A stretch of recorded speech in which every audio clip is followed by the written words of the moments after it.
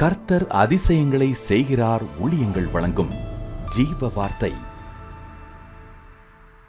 இந்த நாளுக்காக ஏசப்பாவுக்கு நன்றி செலுத்துவோம். கர்த்தர் பெரியவர், பெரிய காரியங்களை செய்வார். அவர் உங்களோடு இருப்பார், உங்களை விட்டு விலக மாட்டார், உங்கள் கண்ணீரை துடைப்பார்.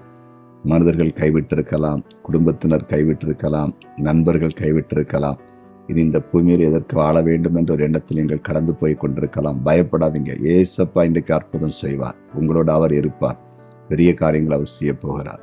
பிறந்த நாளை காண்கிற அனைவரையும் இயேசுவின் நாமத்தில் வாழ்த்துகிறேன். திருமண நாளை காண்கிற அனைவரையும் இயேசுவின் நாமத்தில் வாழ்த்துகிறேன். கர்த்தர் பெரிய காரியங்களை செய்ய போகிறார். இன்றைய ஜீவத்துக்கான வசனத்தை கேட்போமா? 2 நாளாகமும் 17 வசனம். அவனுக்கு உதவியாக கர்த்தருக்கு தன்னை உற்சாகமாய் ஒப்பு கொடுத்த சிக்ரின் குமாரனாகிய அமஸ்யா இருந்தான். அவனிடத்திலே பராக்கிரமசாலிகள் 2 லட்சம் பேர் இருந்தார்கள். அவனுக்கு உதவியாக கர்த்தருக்கு தன்னை உற்சாகமாய் ஒப்பு கொடுத்த சிக்ரின் குமாரனாகிய அமஸ்யா இருந்தான். இன்றைய ஜீவாத்தின் தலைப்பு, உதவி செய்கிறவர்களை எழுப்புவார். உதவி செய்கிறவர்களை எழுப்புவார். பாருங்க, உதவி செய்யும்படிக்கு அங்கே கர்த்தருக்கு உற்சாகமாய் ஒப்பு கொடுத்த ஒரு மனிதன் இருந்திருக்கிறான் என்று பைபிள் சொல்லுகிறது. ஆம் தேவ பிள்ளைகளே, உதவி செய்வதற்கான மனிதர்கள், உதவி செய்வதற்கான மனிதர்கள். உங்களுக்கு உதவி செய்வதற்கு யாரும் இல்லை நினைக்கிறீங்களா?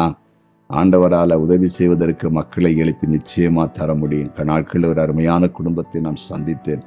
அந்த அன்பு சகோதரர் சொன்ன காரியம், எங்கள் வாழ்க்கையில் நாங்கள் ரொம்ப வாழ்க்கையில் நஷ்டமடைந்து கலங்கி சோர்ந்து இருக்கும்போது எங்களுக்கு தேவன் ஒரு அற்புதத்தை செய்வார். எனக்கு தெரிந்த ஒரு சகோதரர் எனக்கு உதவி செய்யும்படியாய் எழும்பி வந்தார். உதவி செய்தார். பல காரியங்களை எனக்கு ஒத்தாசையாய் பண்ணினார்.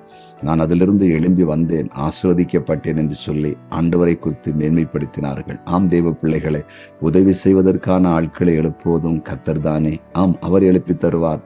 பயப்படாதீங்க. உங்க வேலையில, உங்க வியாபாரத்துல, தொழில்ல, ஊழிய பாதையில பிரச்சனைகளை முடிவை கொண்டு வருவதற்கு உண்மையான நல்ல உதவி செய்கிற நிச்சயமாய் மக்களை கர்த்தர் எழுப்புவார். நீங்கள் அந்த அற்புதத்தை பார்க்க போறீங்க, அந்த அதிசயத்தை பார்க்க போறீங்க. இன்றிலிருந்தே நீங்க பார்க்க போறீங்க. உங்களுக்கு உண்மையாய் உதவி செய்து உங்கள் வாழ்க்கையை தூக்கி நிறுத்துகிற, உங்களை உயர்த்துகிற, உங்கள் தலையை உயர பண்ணுகிற மக்களை கர்த்தர் எழுப்பி தர போகிறார். ஜெபிப்போமா? ஜெபிக்கலாம்.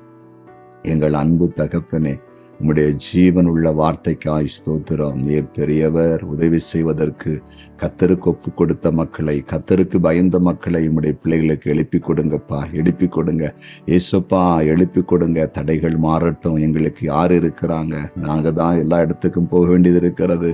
எங்களுக்கு யாருமே இல்லை என்று கலங்கி இருக்கிற உம்முடைய ஜனங்களுக்கு உதவி செய்கிற, அனுகூலம் பண்ணுகிற, ஆலோசனை கொடுக்கிற நல்ல தேவ மனிதர்களை, மனுஷிகளை கர்த்தர் எழுப்பி கொடுங்க.